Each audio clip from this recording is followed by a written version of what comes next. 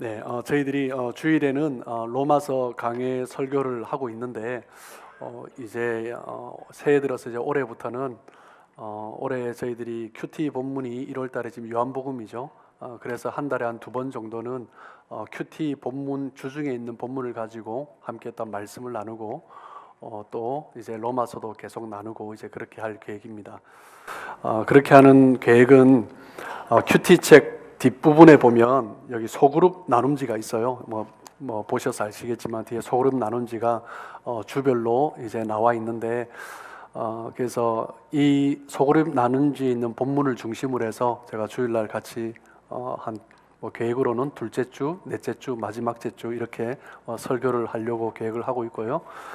그렇게 해서 여러분들이 일단 개인 묵상하실 때 일단 큐티 하시면서 개인 묵상하시고, 그리고 저희 교회 새벽 기도회를 딱 큐티 본문으로 하고 있는데 함께 했던 공동체가 기도할 때 말씀 중심으로 같이 기도하고, 그리고 이제 주일 예배 드릴 때도 함께 한 말씀으로 딱 예배 드리고, 그리고 구역 모임할 때도 교제도 말씀 중심으로 할 수 있도록, 그래서 개인 묵상과 공동체 기도와 그리고 주일 예배와 그리고 성도의 구역들을 통한 교제 한 말씀으로 함께 가고 또 말씀으로 세워지도록 그렇게 하기 위하여서 일단 기대하면서 합니다.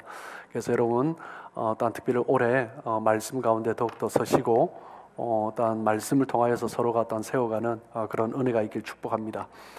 오늘 함께 읽은 본문은 가나 혼인잔치의 본문은 우리가 너무나 잘 아시는 본문이죠. 그렇기 때문에 읽으면서 쉽게 지나갈 수 있는 본문일 것입니다. 혼인잔치에 예수님과 그리고 어머니 마리아가 함께 했습니다. 그런데 혼인잔치에 문제가 생겼죠. 포도주가 떨어진 것입니다. 예수님도 함께 하신 것을 보니 예수님과 그리고 마리아 함께 이제 친척 중에 가까운 친척 중에 사람인 것 같아요. 오늘 보면 요한복음 2장 2절을 보시면 예수와 그의 제자들도 혼례의 청함을 받았더니, 예수님도 함께 초청을 받았는데 제자들도 함께 초청을 받았습니다. 그런데 여러분 아시다시피 가나 혼인잔치에서 포도주가 떨어졌잖아요. 그 의미는 뭐냐면 넉넉하지가 않은 집이었던 것 같아요. 그래서 결혼을 해서 잔치를 하지만 손님이 충분히 먹을 만한 포도주가 없는, 어떻게 보면 부유하지 않은 그런 가정이었지 않나라고 추측해 볼 수가 있습니다. 그런데 예수님만, 마리아만 초청한 것이 아니라 예수님과 함께 있는 제자들, 이 당시에는 한 4-5명 정도 되겠죠. 제자들과 함께 초청을 합니다. 부유하진 않지만 어떻게 보면 마음이 참 넉넉한 사람이었지 않을까라고 그런 생각을 해보게 됩니다. 혼인잔치 중에 포도주가 떨어지자 마리아는 그 문제를 예수님께 알렸습니다. 그리고 예수님은 하인들에게 말씀하시고 하인들은 순종함으로 이제 물이 포도주가 되는 그런 기적이 일어났습니다. 오늘 본문에 있어서 중요한 대표적인 세 인물을 고르려고 한다면 첫 번째는 마리아일 것이고, 두 번째는 하인들, 그리고 세 번째는 예수님이라고 할 수 있습니다. 오늘 메시지는 이 인물을 중심으로, 세 부류의 인물을 중심으로 함께 우리가 말씀을 바라보고 깨닫고 또 우리의 삶 가운데 적용하는 은혜가 있었으면 좋겠습니다. 첫 번째는 누굽니까? 마리아죠. 마리아의 믿음을 볼 수가 있습니다. 마리아는 누구보다 예수님을 잘 아는 사람이었습니다. 지금 이때까지 예수님을 마리아만큼 잘 아는 사람이 없어요. 마리아는 동정녀일 때 예수님을 임신했죠. 성령으로 잉태함으로 말미암아 요셉이 아닌 사람의 생물학적으로 임신을 한 존재가 아니라 하나님께서 임하심으로, 성령께서 임하심으로 아이를 베게 된 그런 상황이었습니다. 그렇기 때문에 마리아는 여러분이 자녀를 출생하면, 저도 생생히 기억을 하는데 20년이 되었지만 특별히 이제 여인들은 아이를 낳았을 때 그때를 잊을 수가 없죠.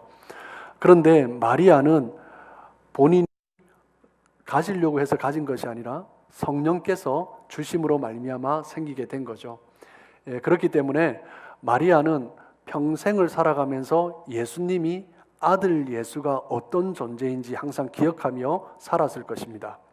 하나님이 예수님이 하나님이라는 것을 분명히 알고 있었기 때문에 가나 혼인잔치에 문제가 있었을 때 예수님께 기대를 하게 된 거죠. 그리고 우리가 잘 알듯이 예수님이 12살 때 예루살렘 성전으로 올라갑니다. 예루살렘 성전으로 올라갔을 때 예수님을 잊어버리죠. 예수님께서 바리새인들과 랍비들과 함께 대화를 하십니다. 그런데 그 가운데 열중한 나머지 요셉과 마리아는 예수님을 잊어버리고 함께했던 친척 여러 사람이 또 갔던 모양이에요. 그래서 나오는 중에 한 하루 반기를 오고 난 다음에 없다라는 것을 깨닫죠. 그래서 다시 이제 올라갑니다. 예루살렘 성전에 사흘 만에 다시 돌아가게 됩니다. 성전에서 다시 찾았을 때 이제 뭐라고 얘기를 합니까? 누가복음 2장 48절 말씀을 보시면 그의 부모가 보고 놀라며 그의 어머니는 이르되 아이야 어찌하여 우리에게 이렇게 하였느냐 보라 내 아버지와 내가 근심하여 너를 찾았노라. 예수님은 마리아는 소년 예수님을 향하여서 어떻게 보면 책망을 하고 있는 거죠. 왜 따라오지 않았느냐 하고 이야기를 합니다. 그때 누가복음 2장 49절에 보면 예수님은 뭐라고 말씀하세요? 어찌하여 나를 찾으셨나이까? 내가 내 아버지 집에 있어야 될 줄을 알지 못하셨나이까? 하나님의 집이죠. 예수님은 자기 자신이 하나님의 아들로서 그런 존재라는 것을 분명히 마리아에게 또 이야기를 한 거죠. 마리아는 예수님이 어떤 분인지 분명히 알고 있었고 그렇기 때문에 예수님께서 모든 문제를 해결할 수 있는 분이다라고 생각을 했습니다. 그렇기 때문에 잔치집에 포도주가 떨어지자 예수님께 이제 알린 거죠. 이제 예수님께서 공생애를 시작하시면서 제자들과 함께 생활을 시작하셨잖아요. 그러니까 마리아가 이제 기대를 하게 된 것입니다. 그래서 2장 5절 말씀해 보시면 그의 어머니가 하인들에게 이르되 너희에게 무슨 말씀을 하시든지 그대로 하라 하니라. 마리아는 예수님께서 포도주의 문제를 해결해 주실 분이다라는 것을 믿었습니다. 포도주는 없지만 예수님이 이제 함께 계시기 때문에 성령을 받으시고 세례를 받으시고 공생애를 제자들과 함께 이제 시작하시는 그 예수님이 함께 있기 때문에 없지만 예수님 때문에 있게 될 것이다 라는 믿음을 가진 거죠.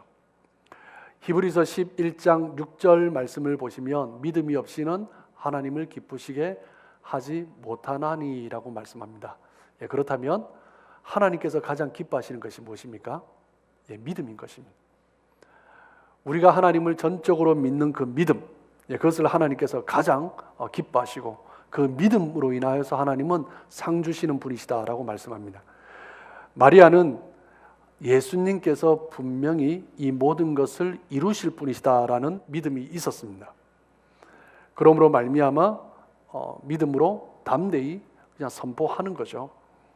여러분 믿음이 무엇입니까? 믿음하면 우리가 잘 아는 장이 몇 장이에요? 히브리서 11장 1절에 믿음은 뭐라고요? 믿음은 바라는 것들의 실상이요 보이지 않는 것들의 증거니.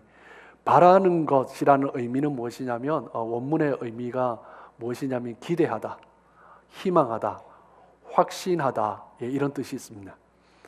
바라다라는 의미는 무엇이냐면 내가 기대하는 것을 확신하고 희망한다라는 뜻입니다. 우리는 하나님을 바라보아야 합니다. 하나님을 바라본다라는 의미는 무엇이냐면 하나님께서 우리의 삶 가운데 반드시 이루어 주실 것이다라는 기대를 가지고 확신을 가지고 소망하며 나아가는 것입니다. 바라본다라는 것은 방향입니다. 믿음은 뭐라고요? 바라보는 거죠. 방향입니다. 믿음은 방향이 확실해야 됩니다. 믿음 생활하면서 다른 곳을 바라보면 믿음이 올바르지 않은 거죠. 방향이 바르지 않으면 참 믿음이 아닌 것입니다. 우리 인생은요, 바라는 대로 되는 특성이 있습니다. 내가 바라는 것이 어느 순간 내 삶의 일부가 되는 것입니다. 그것이 우리 인생이죠. 그래서 어떤 사람과 만나서 무슨 이야기를 주고받는가, 어디에 내가 자주 가는가, 내가 무엇을 보는가, 거기에 어느 순간 내가 가 있는 것입니다. 내 일부가 되어버리는 거죠. 긍정적인 것을 바라보는 사람은 긍정적인 삶이 되고 부정적인 것을 바라보는 사람은 내 삶 가운데 부정적인 열매가 나타나는 것입니다. 세상을 것을 바라보며 세상의 것을 바라보면서 살아가는 사람은 그냥 세상과 닮아 있는 것입니다. 이 땅을 살아가지만 이 세상의 것을 바라보는 것은 믿음이 아닙니다. 믿음은 눈에 보이는 것을 바라보지 않는 것. 믿음은 하나님을 바라보는 것. 그럴 때 눈에 보이는 것이 없다 할지라도 하나님 때문에 있는 것을 기대하고 희망하는 것입니다. 믿음 생활할 때 중요한 것은 내가 얼마나 옛 사람에서 변화되었는가, 이것도 중요하죠. 그런데 그것보다 더 중요한 것은 무엇이냐면 내가 지금 무엇을 바라보고 있냐라는 것입니다. 내가 지금 무엇을 향해서 나아가고 있냐라는 거죠. 그것이 더 중요한 것입니다. 신앙생활하면서 내가 현재 어디에 있는가, 현재 내가 있는 위치는 어디인가, 그것도 중요한데 그것보다 더 중요한 것은 나는 지금 무엇을 바라보면서 살아가고 있는가, 그것이 더 중요하다는 거죠. 그리고 히브리서 11장 1절 다시 보시면, 하반절에 보시면 믿음은 보이지 않는 것들의 증거니라고 말씀합니다. 이 말씀이 조금 어렵죠. 즉 믿음은 보이지 않는 것이다라는 것입니다. 그런데 증거는 보이는 것이죠. 그 의미는 무엇이냐면 믿음은 보이는 것이다라는 것입니다. 믿음은 보이지 않는 것인데 믿음은 보여지는 것이다라는 거죠. 믿음이라는 실체는 보이지 않는다 할지라도 믿음의 모습은 보여진다라는 것입니다. 믿음은 눈에 보이지 않는 것을 보는 것이 믿음이다라는 거죠. 마리아는 포도주가 없다라는 것을 알았습니다. 포도주가 없는 것을 봤어요. 그런데 눈에 보이는 것으로 인하여서 판단하고 결정하지 않고 예수님이 함께 계시기 때문에 예수님께서 이루어 주실 것을 보면서 판단하고 결정하고 하인들에게 말을 했던 것입니다.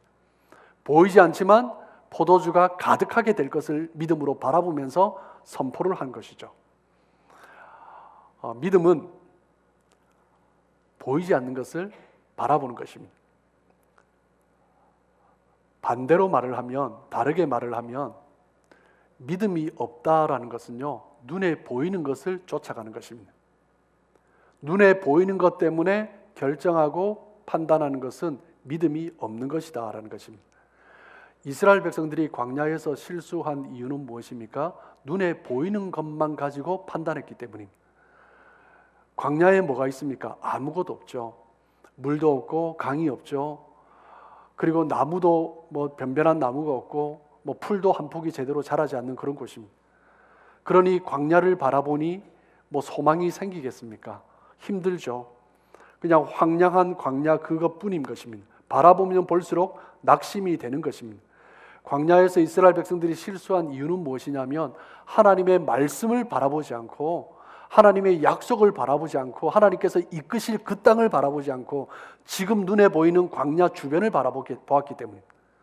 주변을 바라보니 생기는 것이 무엇입니까? 원망이 생기고 불평이 생기는 거죠. 전능하신 하나님 앞에는 눈에 보이는 것이 아무것도 아닙니다.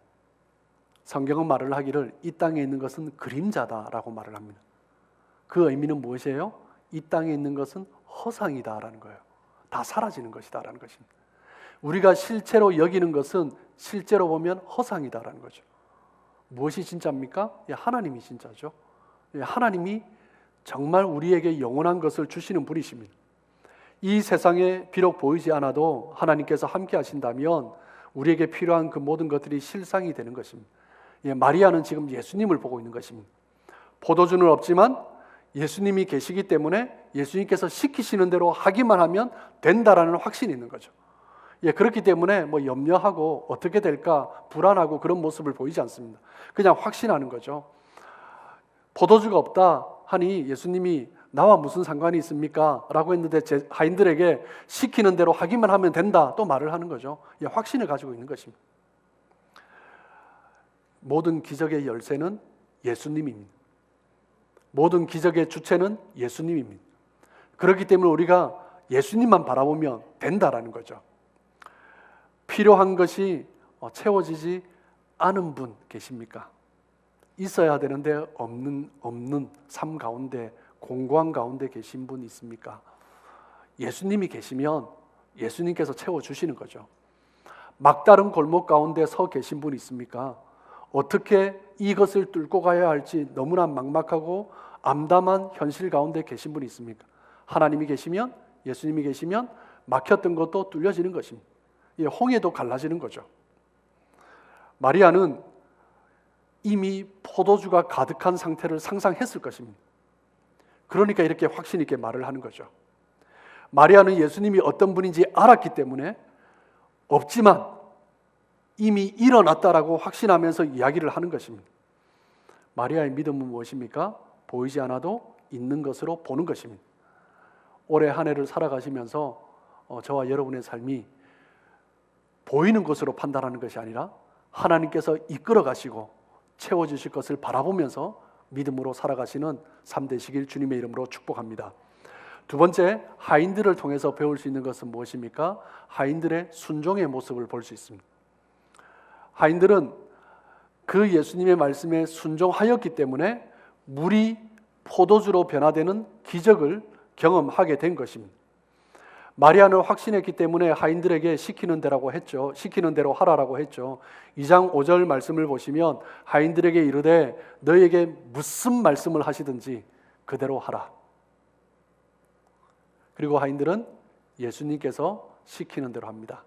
그 주변에 정결 예식을 따라 쓰는 항아리가 한 6개 있었어요. 2장 7절 말씀해 보시면 예수께서 그들에게 이르시되 그 항아리에 물을 채우라 하신즉 이 하인들이 어떻게 했습니까? 아귀까지 채웠다, 가득 채웠다라고 말을 합니다. 포도주가 없는데 왜 정결 예식을 따라 쓰는 그 항아리에 물을 채우라고 합니까? 필요한 것은 포도주인데 이해되지 않죠. 하인 중에 누가 이해를 하고 그 물을 갖다 부은 사람이 있겠습니까? 아니요, 아무도 없을 것입니다. 하인이었기 때문에 한 것이죠. 어떤 분들은 이야기를 하기를 하인이었기 때문에 시키는 대로 할 수밖에 없었다라고 얘기합니다. 물론 그럴 것입니다. 그런데 여기에서 또한 중요한 것은 무엇이냐면 아귀까지 채우니 충성스러운 하인들입니다. 내가 하인이기 때문에 그냥 하는 일은 그냥 보입니다. 그런데 내가 하인이지만 내가 할 수 있는 최선을 다해서 충성을 다하는 모습이 있는 거죠. 그리고 이 하인들은 이제 예수님께서 떠서 연회장에게 갖다 주라 하심에 2장 8절에 보면 갖다 주죠. 갖다 주었을 때 그 물이 이제 포도주가 되는 것입니다. 물이 포도주로 변한 기적, 하인들의 순종을 통해서, 겸손한 순종을 통해서, 충성스러운 순종을 통해서 이루어 가신 것입니다. 포도주는 눈에 보이지 않지만 주님께서 반드시 그것을 이루어 주실 것이다라는 마리아의 확신 있는 그 마리아의 믿음과, 그리고 이해되지 않지만 왜 이것을 해야 되는지 모르지만 납득이 되질 않지만 하라고 하셨기 때문에 충성스럽게 순종하는 그 하인들의 순종으로 말미암아 이 포도주 기적이 이루어진 것입니다.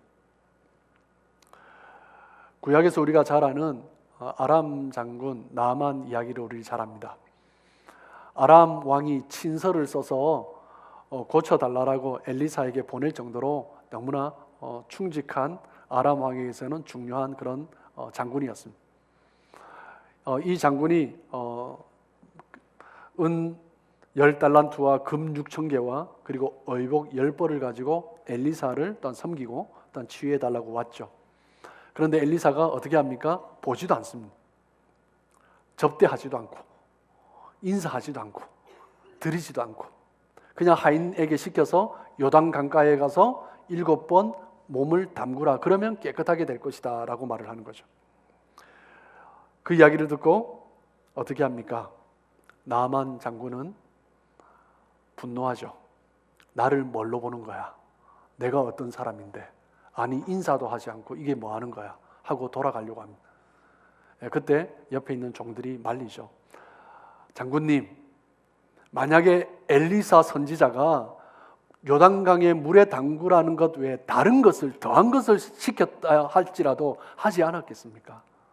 근데 단지 얼굴을 보지 않았던 그 이유 때문에 돌아가면 어떻게 되겠습니까? 한번 해봅시다 라고 설득하는 거죠. 그래서 나만 장군은 그래, 물 7번 들어왔다 나갔다는 것이 뭐가 큰 대수겠냐 그러면서 들어갑니다. 기쁨으로 순종했습니까? 아니요, 그렇진 않죠. 그냥 해본 것입니다. 들어왔다 나왔을 때 어떻게 되었습니까? 열왕기하 5장 14절 말씀을 보시면 내려가서 그 하나님의 사람 엘리사의 말대로 하였더니 7번 잠그고 나왔더니 피부가 어떻게 되었다고요? 어린 아이의 살같이 회복되었다라고 말씀합니다. 나만의 순종 통하여서 하나님은 또한 놀라운 기적을 이루어가 주시는 것입니다. 하나님께서 우리 가운데 기적을 이루십니다. 무엇을 통해서요? 믿음과 순종입니다. 마리아의 믿음, 그리고 하인들의 순종, 나만 종들의 믿음, 그리고 나만의 순종. 그 믿음과 순종이 함께 갈 때 기적이 일어나는 것입니다. 많은 분들이 믿습니다라고 기도를 하는데 내가 행해야 될 것을 하지 않아요. 순종이 안 따라오는 거죠. 믿는데 순종이 없어요. 믿음과 순종이 함께 가는 것입니다. 그때 그 삶 가운데 기적을 체험하는 거죠. 2020년 믿음 가운데 또한 순종함으로 하나님께서 행하시는 놀라운 일들을 경험하시길 주님의 이름으로 축복합니다. 세 번째, 예수님. 예수님의 영광에 대해서 말씀을 하고 있습니다. 요한복음 2장 11절 말씀을 보시면 갈릴리 가나에서 행한 첫 표적이다라고 말씀하시죠. 처음 표적을 행하셨습니다. 그런데 이 첫 표적이 갈릴리 가나에서 행하시고 그의 영광을 나타내셨다라고 말씀하십니다. 여기에서 말씀하시는 영광이 무엇입니까? 먼저 처음 표적, 첫 표적에 대해서 함께 나누어 보기를 원합니다. 첫 표적이라고 사도 요한이 언급한 것은 그만큼 중요하다는 거예요. 가나 혼인잔치의 이 기적은 우리가 너무 잘 아는 말씀이기 때문에 그냥 가볍게 지나갈 수 있는데 이 말씀은 너무나 중요하기 때문에 어떻게 보면 다른 말씀보다도 더 주의해서 자세히 봐야 될 말씀이다라는 것입니다. 예수님께서 세례 받으신 이후에 갈릴리 가나에서 첫 표적을 행하심으로 공생애를 시작하셨습니다. 그런데 이 기적은 마리아의 요청으로 말미암아 시작된 거죠. 요한복음 2장 3절에 포도주가 떨어진 것을 알게 된 마리아가 예수님께 말을 하고 그리고 하인들을 순종하도록 시켜서 하인들을 통해서 기적이 일어나게 된 것입니다. 그런데 그때 예수님이 뭐라고 대답하셨습니까? 2장 4절 말씀을 보시면 예수께서 이르시되 여자여 나와 무슨 상관이 있나이까 내 때가 아직 이르지 아니하였다라고 말씀하십니다. 이 말씀에 근거해서 예수님은 그날 물로 포도주로 만드실 의도가 없었다라고 해석을 하기도 합니다. 그리고 요한복음 2장 5절 말씀을 보시면 그의 어머니가 하인들에게 이르되 너희에게 무슨 말씀을 하시든지 그대로 하라라고 말씀하죠. 예수님께서 거절하셨음에도 불구하고 마리아가 끝까지 그 뜻을 굽히지 않고 강건하여서 예수님에게 간청하는 것입니다. 그리고 하인들에게 오히려 그냥 시키는 대로 하라라고 이야기를 하는 거죠. 그래서 예수님께서 마리아의 아들 된 입장에서 마리아가 무안하지 않도록 하기 위하여서 자신의 때를 앞당겨서 내 때가 이르지 않았음에도 불구하고 어머니 마리아가 요청하니 그 때를 앞당겨서 기적을 행하셨다라고 해석을 하기도 합니다. 어떤 분은 또 말씀하시기를 예수님께서 그 공생애의 기적을 후에 행하려고 하셨는데 어머니 마리아의 권고 간청에 따라서 그 때를 앞당겨서 행했다라고 말을 하기도 합니다. 즉 예수님께서 언제 시작하실까 주저하고 있는 가운데 아직 때가 되지 않았다라고 생각하시는 가운데 마리아로 말미암아 그래 이제 시작해보자라고 결심하게 되었다라고 해석을 하기도 하죠. 그래서 오늘 본문을 통해서 어떤 두 가지 메시지를 또 많이 들어요. 첫 번째는 무엇이냐면 어머니를 향한 예수님의 효도, 때가 아니었지만 어머니가 원하셔서 했다, 그것에 대해서 같이 말씀을 나누기도 하고, 또 두 번째는 마리아의 강건함, 마리아의 강건함으로 말미암아 예수님께서 그 때를 앞당겨서 행했기 때문에 우리 또한 하나님 앞에서 때를 앞당기도록 강건하자, 그렇게 메시지를 전하기도 합니다. 그런데 오늘 본문을 보면서 오늘 가나 혼인잔치에서 그 예수님의 행하심을 그렇게 해석하기는 조금 오늘 본문을 볼 때 자연스럽지 못한 부분이 있습니다. 무엇이냐면 2장 4절 말씀을 다시 보시면 예수께서 이르시되 여자여 나와 무슨 상관이 있나이까 내 때가 아직 이르지 아니하였나이다 라고 말씀을 하죠. 예수님이 어머니 마리아에게 여자여 나와 무슨 상관이 있나이까, 아들 예수에게 포도주가 없다 라고 말을 했을 때 옆에 잔치집이니까 사람들이 많죠. 주변에 하인들도 있고요. 근데 아들이 어머니에게 여자여 나와 무슨 상관이 있나이까, 내가 지금 그것을 할 때가 아닙니다 라고 얘기를 하죠. 주변 사람들이 볼 때 어떨까요? 어떻게 보면 아들한테 어머니가 약간 무안을 당하고 있는 거죠. 그렇게 볼 때 오늘 가나 혼인잔치의 기적을 예수님께서 어머니를 향한 효도의 입장에서 기적을 행하셨다, 이렇게 해석하기는 조금 부자연스러운 부분이 있다라는 거죠. 또한 존 칼빈은 오늘 본문을 보면서 뭐라고 그의 주석에서 해석을 하냐면, 예수님께서 요한복음 2장 4절에서 그의 어머니 마리아를 책망하신 것은 첫 표적을 베푸시는 예수님의 사역이 마리아로 말미암아 시작된 것이 아니다라는 것을 이야기하시고, 그리고 또한 하나님의 사역은, 하나님의 그러한 일들은 가톨릭에서 말을 하는 것처럼 모친 마리아로 말미암아 하나님의 때가 당겨지고, 모친 마리아가 요청을 했을 때 하나님께서, 예수님께서 그 뜻을 들어주신다라고 해석하는 것은 너무나 가증스러운 것이다 라고 존 칼빈은 오늘 본문을 그렇게 해석을 하고 있습니다. 그 의미는 뭐냐면 마리아로 말미암아 하지 않으려고 하셨던 그것을 앞당겨서 해주셨다라는 의미가 아니다라고 존 칼빈은 해석을 하고 있는 거죠. 예수님이 말씀하신 때는 어떤 때입니까? 그것을 해석을 하기 위해서는 성경을 조금 더 넓게 볼 필요가 있을 것 같아요. 예수님께서 자신의 때에 대해서 다른 구절에 말씀하신 대표적인 구절을 찾아볼 필요가 있습니다. 먼저는 요한복음 17장 1절입니다.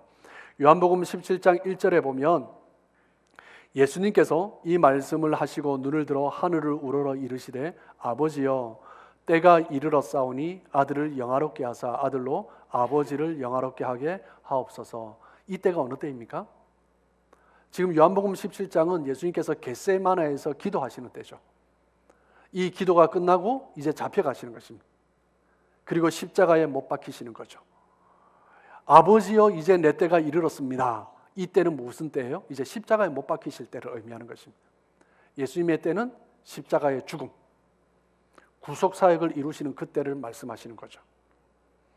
마가복음 14장 41절입니다. 세 번째 오사 그들에게 이르시되 이제는 자고시라 그만 되었다.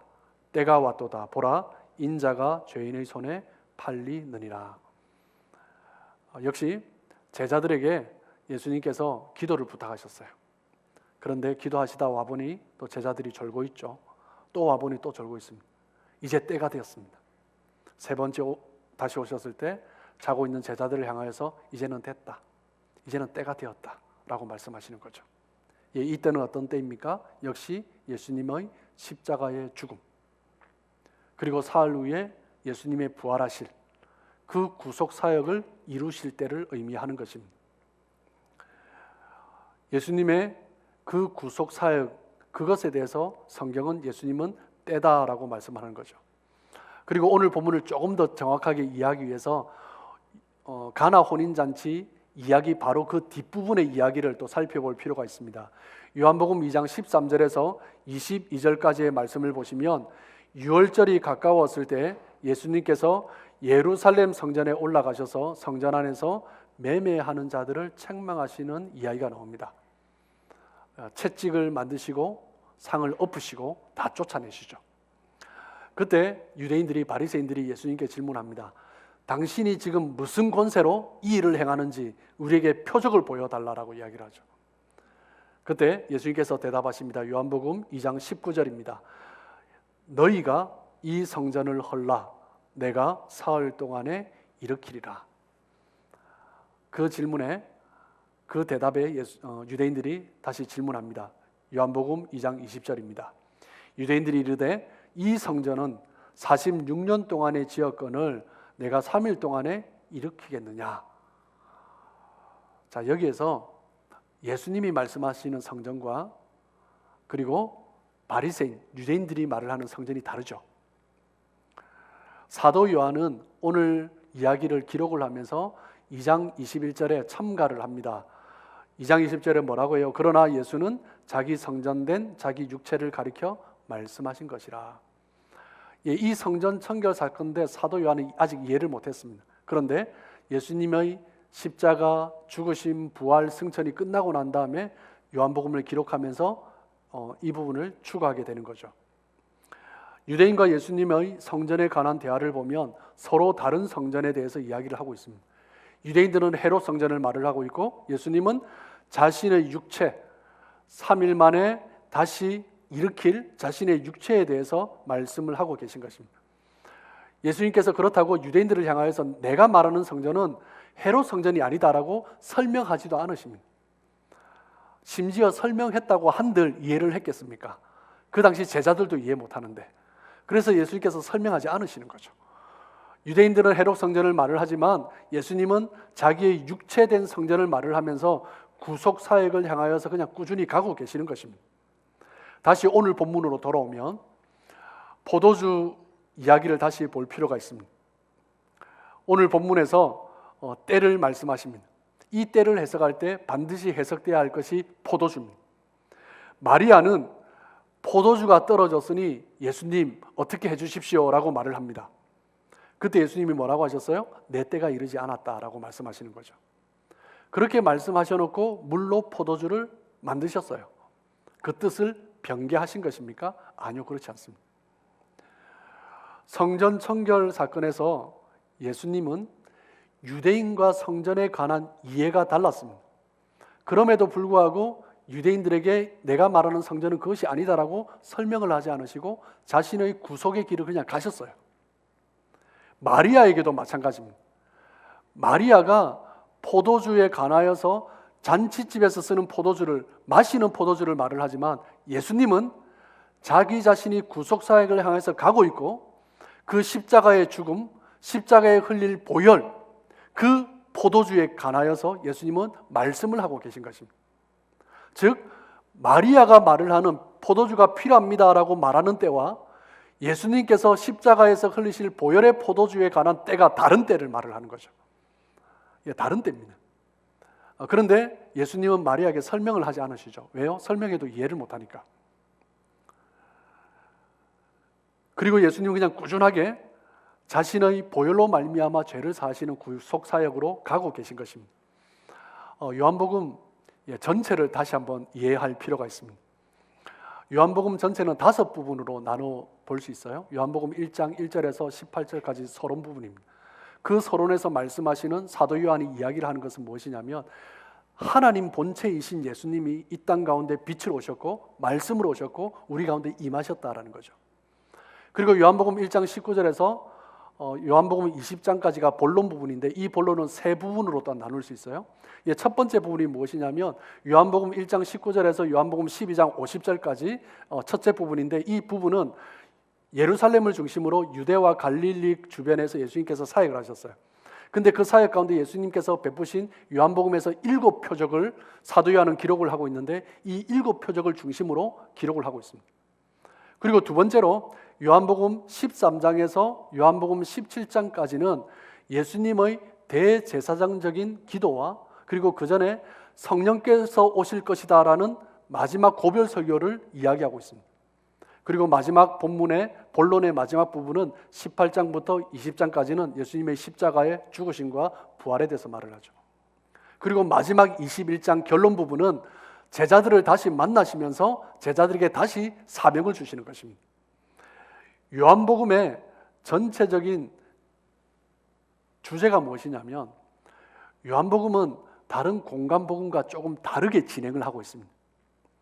요한복음은 전체적으로 서론에서부터 결론까지 예수님의 하나님 그 자체이신 분이 이 땅에 내려오셔서 우리를 구원하기 위해서 오셨다. 그것이 바로 요한복음의 주제입니다. 공간복음과 요한복음의 예수님에 관한 견해가 달라요. 공간복음, 마태복음, 마가복음, 누가복음은 예수님에 대해서 서술할 때 예수님의 인성을 중심으로 서술을 합니다. 그런데 요한복음은 예수님의 신성을 가지고 서술을 해요. 마태복음은 우리가 잘 알듯이 유대인으로서 오신, 유대인의 왕으로 오신 예수님에 대해서 설명을 합니다. 그리고 마가복음은요, 섬기러 오신 예수님, 종으로 오신 예수님에 대해서 설명을 해요. 그리고 누가복음은 무엇입니까? 사람으로, 인자로 오신 예수님에 대해서 설명을 합니다. 그런데 요한복음은 어떤 예수님이십니까? 말씀 그 자체이신데, 하나님 본체이신데 우리 가운데 오셔서 우리에게 영생을 주시는 분으로 사도 요한은 예수님을 소개하고 있는 것입니다. 사도 요한은 성육신하신 하나님, 그 하나님을 우리가 믿을 때, 우리 가운데 오신 그 하나님을 믿을 때 우리가 영원한 생명을 얻게 된다라는 것을 이야기하고 있습니다. 그 분명한 주제와 명확한 목적을 가지고 사도 요한은 요한복음을 쓰고 있는 거죠. 요한복음의 목적 주제가 무엇인지 요한복음 20장 31절에 기록이 되어 있습니다. 오직 이것을 기록함은 너희로 예수께서 하나님의 아들 그리스도이심을 믿게 하려 함이요 또 너희로 믿고 그 이름을 힘입어 생명을 얻게 하려 함이니라. 요한복음은 이 분명한 목적을 가지고 하나님의 아들 그리스도이심, 그분을 믿을 때 우리가 영원한 생명을 얻을 수 있다, 그것에 대해서 기록을 하고 있습니다. 그리고 요한복음은 말씀드렸듯이 본론의 첫 번째 부분이 7표적이 기록되어 있습니다. 갈릴리 가나 혼인잔치에서부터 시작을 하죠. 그 다음에 보면 요한복음 5장에 안전뱅이를 일으키시는 기적을 베푸십니다. 그러면서 예수님께서 뭐라고 말씀하세요? 죄 사함에 대해서 말씀해 주십니다. 그리고 요한복음 6장에 오병이어 기적을 베푸시죠. 그래서 5,000명을 먹이십니다. 그런 다음에 이제 물리를 걸으시고 제자들을 다시 만나셔서 제자들에게 말씀하십니다. 오병이의 기적을 설명하시면서 뭐라고 말씀하세요? 나는 생명의 떡이다 라고 말씀하세요. 나를 먹는 자는 영원히 생명을 얻게 될 것이다. 내 살을 먹고 내 피를 마시는 자는 영원히 살게 될 것이다 라고 말씀하세요. 예수님께서 오병이의 기적을 베푸신 것은 나를 먹고 영생을 얻으라라는 것입니다. 분명한 표적의 목적이 있습니다. 그리고 요한복음 9장에 보면 날 때부터 맹인된 자를 고쳐주십니다. 그때 바리새인들이 따지죠. 그때 예수님께서 뭐라고 말씀하세요? 맹인된 자는 죄사함을 얻고 자기 스스로 본다라고 말하는 사람은 죄사함을 얻지 못할 것이다 라고 말씀하세요. 맹인된 자를 고치시면서도 예수님은 죄사함에 대해서 언급하시죠. 그리고 요한복음 11장에 죽은 나사로를 살리세요. 죽은 나사로를 살리시면서 제자들에게 뭐라고 말씀하세요? 나는 부활이고 나는 생명이다 라고 말씀하세요. 요한복음에 기록된 표적들은 동일한 목적을 가지고 기록이 되어 있습니다. 무엇입니까? 예수님을 믿을 때 영원한 생명을 얻을 수 있다는 것입니다. 그렇다면 첫 번째 표적, 가나 혼인잔치의 표적은 무엇을 목적으로 기록한 것일까요? 우리 삶 가운데 무엇이 없는데 하나님 앞에 구할 때 넘치도록 주시는 하나님, 우리가 부모님을 섬기는데 부모님을 위해서 내가 안 하려고 했지만 하는 그런 우리의 모습이 필요하다. 그렇게 해석합니까? 그는 부수적인 은혜입니다. 그것도 필요해요. 그런데 가나 혼인잔치에서 예수님이 드러내시는, 그리고 사도 요한이 쓰는 메인 목적은 그것이 아니다라는 것입니다. 무엇이라고요? 예수님의 영광. 요한복음 2장 3절에 보시면 포도주가 없다라고 하죠. 그때 예수님이 나와 무슨 상관이 있나이까? 내 때가 아직 이르지 아니하였다라고 말씀하십니다. 내 때가 이르지 아니하였다라는 것은 이 포도주에 관하여서 이 포도주를 베풀 때가 이르지 아니하였다. 이 때는 어떤 때예요? 십자가의 때를 말씀하시는 것입니다. 십자가의 구속의 때를 말씀하시는 거예요. 그리고 마리아가 말을 한 포도주는 그냥 베풀어 주시는 거죠. 그 베풀어 주시는 의도가 뭐예요? 그 십자가의 보혈을 흘릴 그것을 예표로 보여주시는 것입니다. 그래서 오늘 기적을 뭐라고 하냐면 사인이라고 해요. 표적이라고 되어 있죠. 표적은 이후에 일어날 것을 먼저 보여주는 것입니다. 마리아는 당장 눈에 보이는 현실에 집중해서 말을 하고 있다면 예수님은 이 땅에 자기 자신이 오신 그 목적, 그 이유에 집중해서 말씀하고 이 기적을 베풀고 계신 것입니다. 바리새인들은 눈에 보이는 헤롯 성전에 대해서 말을 하고 있지만 예수님은 육체된 자기 자신에 대해서 말씀을 하고 있는 거예요. 마리아는 여전히 잔치집에 쓸 포도주를 말을 하고 있지만 예수님은 본인이 흘리시는 그 피에 대해서 말씀을 하고 계신 것입니다. 예수님과 우리가 보는 관점이 다른 거죠. 예수님은 마리아가 의미하는 것이 무엇인지 당연히 알고 계셨지만 마리아에게 설명을 하지 않으셨어요. 왜? 설명해도 모르거든요. 이해도 되지 않거든요. 여기에서 살과 피를 말하면 사람들이 또 이상한 소리를 할 거거든요. 그러니까 설명을 할 필요가 없으신 거예요. 예수님은 자신의 보혈, 흘리실 그 피, 십자가의 죽음, 그 포도주, 그것을 말씀하시고 사람들이 이해하지 못해도 여전히 혼인잔치집에 포도주를 말을 하고 있지만 예수님은 자기 자신이 짊어져야 할 십자가의 구속의 길을 향하여서 그냥 꾸준히 나가고 계신 것입니다. 예수님이 말씀하신 내 때는 어떤 때입니까? 구속의 때이죠. 구속사적 경륜을 이루는 때를 말씀하시는 것입니다. 예수님의 죽음과 부활을 통하여서 하나님께서 예정하신 그 구속사를 완성하신 그것을 이루어 가시는 그때를 말씀하시는 것입니다. 그래서 예수님은 내 때가 아직 이르지 아니하였다라고 말씀하신 거죠. 요한복음 2장 11절 말씀을 다시 보시면 예수께서 이 첫 표적을 갈릴리 가나에서 행하여 그의 영광을 나타내시매. 그런데 이 영광을 사람들은 아직 이해를 못해요. 그런데 예수님은 나타내셨어요. 그 영광을 믿고, 그리고 그 영광이 어떤 영광이에요? 그 십자가의 구속, 그 영광인데 사람들이 온전히 아직 이해를 못해요. 여기서 제자들이 그를 믿으니라라고 했지만 그 이후에 보면 아직 제자들은 아직 십자가에 대해서, 죽음에 대해서, 부활에 대해서 여전히 이해를 못했어요. 그냥 조금 맛만 보고 있는 거죠. 그럼에도 불구하고 예수님은 자신의 길을 꾸준히 가시는 것입니다. 하나님의 구속은요, 예수님의 구속은요, 우리의 이해와 상관없이 주님께서 이루어 가신 것입니다. 주님께서 요한복음 21장 결론의 부분에서 또 제자들을 불러주시고 또 일으켜 주시면서 우리에게 그 구속의 사역을 완성하도록, 온전히 이루도록 함께 이루자라고 우리에게 맡겨주신 것입니다. 그 구속 사역을 이룰 때 필요한 것이 무엇입니까? 이 땅의 것을 보지 않는 거예요. 이 땅의 것을 보면서 이 땅의 것에 만족하고 이 땅에 필요한 것, 거기에서 붙들려 살아가는 삶이 아니라 주님께서 십자가 보혈을 흘리신 그 목적을 바라보면서 살아갈 때 주님께서 이루신 그 구속 사역에 우리가 함께 쓰임 받는 것입니다. 여전히 눈에 보이는 것만으로 신앙생활 하는 것이 아니라 눈에 보이지 않는 하나님께서 영원히 이루어 가실 그 나라를 바라보면서 살아가는 것입니다. 그런 사람은요, 이 땅에 있는 그 자그마한 것 가지고 그렇게 연연해 하지 않습니다. 포도주가 있고 없고 그렇게 연연하지 않습니다. 그런데 필요하니까 베풀어 주시는 거죠. 은혜로 베풀어 주시는 거죠. 그런데 하나님 그 십자가가 무엇인지, 그 구속의 경륜이 무엇인지 아는 사람은 이 땅에 그렇게 매이지 않습니다. 가나 혼인잔치를 통하여서 예수님께서 말씀하고 싶어하는 것도 바로 그 메시지인 것입니다. 예수님은 십자가의 영광을 위해서 그냥 그 길을 달려가셨습니다. 역시 우리에게도 동일하게 말씀하시는 것입니다. 우리가 이 땅을 살아가지만 눈에 보이는 것, 그것으로 인하여서 신앙생활을 하지 아니하고 하나님의 그 구속의 영광이 이루어질 그날을 바라보면서, 그날을 소망하면서 함께 믿음으로 달려가므로 마지막 날 하나님 앞에 정말 칭찬받는, 정말 그 믿음으로 칭찬받는 저와 여러분의 삶 되시길 주님의 이름으로 축복합니다.